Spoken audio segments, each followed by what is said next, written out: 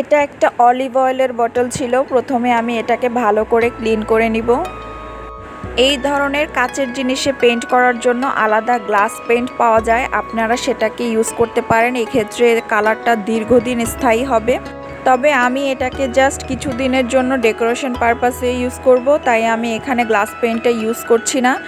আপনাদের কাছে যদি গ্লাস পেইন্টটা অ্যাভেলেবেল না থাকে, সেক্ষেত্রে আপনারা নর্মাল কোনো কালার ইউজ করে তার উপরে বার্নিশ করে নিতে পারেন, সেক্ষেত্রেও কালারটা দীর্ঘদিন স্থায়ী হবে।